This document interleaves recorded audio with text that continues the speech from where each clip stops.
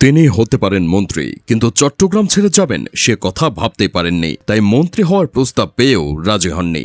ABM Mohiuddin Chowdhury আর চট্টগ্রাম নাম দুটি আসলে পরিপূরক। তিনি চলে গেছেন প্রায় 1 দশক হলো, তবু চট্টগ্রামের মানুষের মন থেকে মুছে যাননি। মানুষের বিপদে আপদে নিজের জীবন তুচ্ছ করে চট্টগ্রামের পাশে থেকেছেন। দেশের জন্য তুলে নিয়েছেন, পাশে ছিলেন শ্রমিকের, দলীয় কর্মী এবং সাধারণ মানুষের। আওয়ামী লীগের রাজনীতি করলেও চট্টগ্রামের স্বার্থের প্রশ্নে দল দেখেননি। দলের সিদ্ধান্ত রুখে দিয়েছেন জনতার শক্তিতে। রাউজান উপজেলার গহিরা গ্রামে 1944 সালের 1 ডিসেম্বরে জন্ম তার। ছাত্র অবস্থায় রাজনীতিতে জড়িয়ে পড়েন। 1962 সালে এসএসসি, 1965 সালে এইচএসসি এবং 1967 সালে ডিগ্রি পাশ করে চট্টগ্রাম বিশ্ববিদ্যালয়ে ভর্তি হন। ইসলামের ইতিহাস ও সংস্কৃতি বিভাগে ভর্তি হন আইন কলেজেও। তবে রাজনীতির কারণে শেষ করেননি লেখাপড়া। 1969 সালে গণ আন্দোলনের সময় মহিউদ্দিন ছিলেন চট্টগ্রাম নগর ছাত্রলীগের সাধারণ সম্পাদক। সে সময় আইয়ুব বিরোধী আন্দোলনে উত্তাল হয় নগর।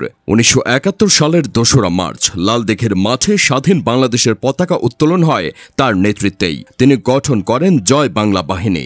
মুক্তিযুদ্ধের শুরুতে পাকিস্তানি সেনাবাহিনীর হাতে গ্রেপ্তার হন মহিউদ্দিন। করা হয় ব্যাপক, তবে পাগলের অভিনয় করে পালান কারাগার থেকে। মুক্তিযুদ্ধে যোগ দিতে ভারতের হরিণা ইউথ ক্যাম্পে পৌঁছে দেখেন তার নামেই করা হয়েছে শহীদ মহিউদ্দিন ব্যারাক। সবাই ভেবেছিল করা হয়েছে তাকে। উত্তরপ্রদেশের তান্দুয়া কেন্দ্রে প্রশিক্ষণ শেষে মাউন্ট ব্যাটালিয়নের প্লাটুন কমান্ডার হন। পরে হন মুজিব বাহিনীর মিডল ও সাউথ কলামের কমান্ডার। পাহাড়ি এলাকায় নেতৃত্ব দেন 300 মুক্তিযোদ্ধাকে। 71-এর 18 ডিসেম্বর বিজয়ীর বেশে ফেরেন চট্টগ্রামে। যুক্ত হন শ্রমিক রাজনীতিতে। 1975 সালে বঙ্গবন্ধু গ্রেপ্তার হন মহিউদ্দিন। মুক্তি পেয়ে প্রতিশোধ নিতে গঠন করেন মুজিব বাহিনী। তবে চট্টগ্রাম ষড়যন্ত্র মামলায় আসামি করা হলে ফের যান কলকাতায়। দেশে ফেরেন 3 বছর পর। এরশাদ শাসনামলে চট্টগ্রামে জান্তা প্রধানকে অবাঞ্ছিত ঘোষণার মতো সাহস দেখান। 1991 সালের ঘূর্ণিঝড়ের পর ক্যাম্প করে অসুস্থদের চিকিৎসার ব্যবস্থা করেন। উদ্বাস্তুদের আশ্রয়ে খোলেন লঙ্গরখানা। বাঁচান হাজার হাজার মানুষের জীবন।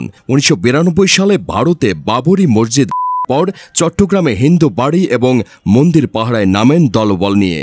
1994 সালে চট্টগ্রামের সিটি কর্পোরেশনের প্রথম নির্বাচনে বিপুল ভোটে জেতেন মহিউদ্দিন। 2000 সালে দ্বিতীয় দফায় এবং 2005 সালে জেতেন তৃতীয় দফায়। তবে 2010 সালে হেরে যান একসময়ের রাজনৈতিক শিষ্য মঞ্জুর আলমের কাছে। আর মনোনয়ন পাননি।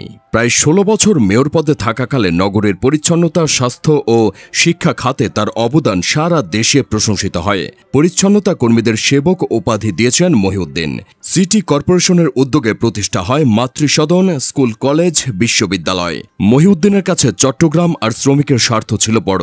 2001 সালে বেসরকারি উদ্যোগে চট্টগ্রাম বন্দর চ্যানেলে পোর্ট স্থাপনের সিদ্ধান্ত হলে আওয়ামী লীগ সরকারের বিরুদ্ধেই আন্দোলনে নামেন তিনি। ঘোষণা দেন চট্টগ্রাম থেকে 1 টাকাও ঢাকায় যাবে না। সিদ্ধান্ত পাল্টায় সরকার। 2007 সালে তত্ত্বাবধায়ক সরকারের সময় গ্রেপ্তার হন মহিউদ্দিন। তার মেয়ে ফৌজিয়া সুলতানা টুম্পার ক্যান্সার ধরা পড়ে। মেয়েকে দেখতে চাইলে শর্ত দেওয়া হয় রাজনীতি ছাড়ার। মেয়েকে দেখেননি, তবু মাথা নত করেননি। 2010 সালের পর থেকে মহিউদ্দিনকে একাধিকবার মন্ত্রী করার প্রস্তাব দেওয়া হয়, কিন্তু চট্টগ্রাম ছেড়ে যেতে রাজি হননি। 2015 সালে আওয়ামী লীগের নেতা আজমর নাসির উদ্দিন মেয়র হন। তখনও নগরবাসীর স্বার্থের প্রশ্নে দলীয় মেয়রের বিরুদ্ধে অবস্থান নিতে পিছপা হননি মহিউদ্দিন। 2017 সালের 15 ডিসেম্বর ইন্তেকাল করেন মহান এই রাজনীতিক। তার শেষ শ্রদ্ধায় অন্য দলের নেতাকর্মীদের ভিড়ই বলে দেয় মহিউদ্দিন ছিলেন দলমতের ঊর্ধ্বে চট্টগ্রামের নেতা।